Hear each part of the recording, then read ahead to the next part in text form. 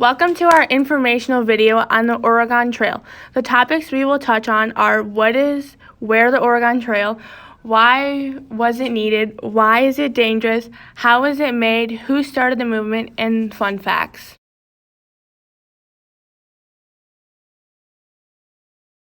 The Oregon Trail was the main route people took. It was one of the two main immigrant routes to the American West. The trail is about 2,000 miles long. Travelers used many different routes attached to the Oregon Trail. The trail connected to Independence, Missouri, all the way to Oregon City, Oregon. Part of the trail led to the Great Salt Lake, but most people traveled through the Great Plains. Each day, people traveled about 10 to 15 miles each day. In present day, the trail goes through Kansas, Nebraska, Wyoming, Idaho, and Oregon. Halfway through the trail stood the Independence Rock, where travelers were to arrive on July 4th. After travelers passed the halfway point, they started to head for the Rocky Mountains, where the second trading post, Fort Hall, stood. Then they moved on towards Snake River Canyon, the Blue Mountains, Columbia River, settlement of the Dalles, and then off to Oregon City. Travelers crossed land that were occupied with Native Americans. The trail led past prairies and grasslands.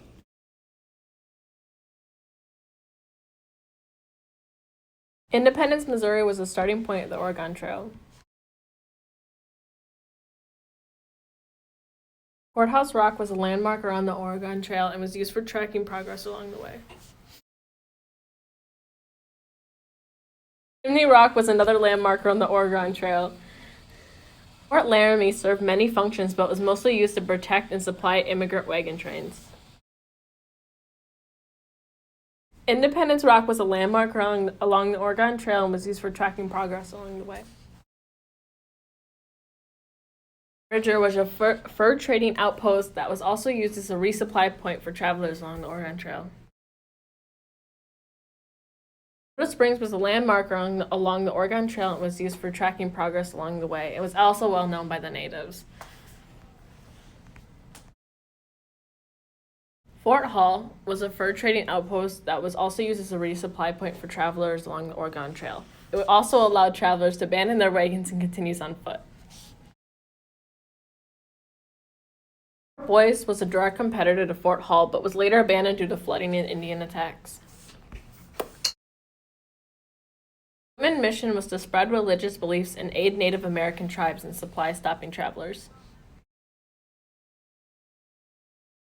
The Dalles. Immigrants floated down the river in rafts before the Barlow Toll Road was created.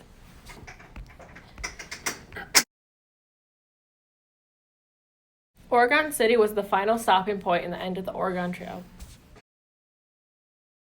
Without the Oregon Trail, otherwise known as the Oregon Donation Land Act, then it would have taken travelers a lot longer to get out west. Throughout 1841 and 1869, many people have traveled on that trail, which includes hundreds and thousands of immigrants making their way towards the northwest. Lewis and Clark went out west in 1804 to 1806. In 1835, Marcus Whitman went on horseback to prove the trail was safe, and he was determined to spread Christianity along with making sure the trail was safe. Once Marcus Whitman made his way back home, he had married. Then he went to Washington on a path known as the Whitman Mission Route.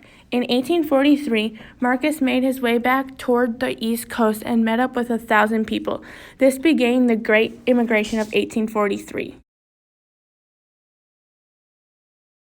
The Whitmans continued spreading the word of faith and allowed many people to come out west. In 1847, several men secretly bearing hatchets and guns visited Whitman's, pretending they needed medical attention. During the attack, 60 Native Americans killed the Whitmans, and 11 or 12 other people at the mission took 53 people hostage.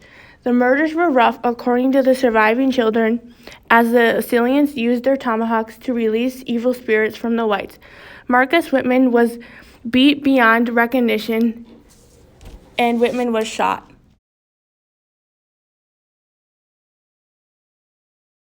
The trip took roughly 6 months. People would need to buy hundreds of pounds of supplies. Most people traveled in covered wagons and were hard to get through the difficult trails. To make it to Oregon before it snowed, they would have to leave between April and May. The weather conditions were rough, and they still had a while to go until they made it to the trading posts, which were very, very far. Out in 1 in 10 people died throughout that trip. They couldn't bring a lot of supplies, which caused diseases as well as accidents and experienced exhaustion, carelessness, or crushed beneath wagons.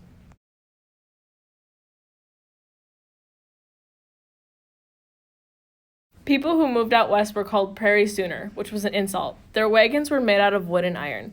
The cover over the wagons were waterproof cotton and linen canvas. The wagons were 10 feet long and 4 feet wide. A fully weighted wagon weighed about 2,500 pounds.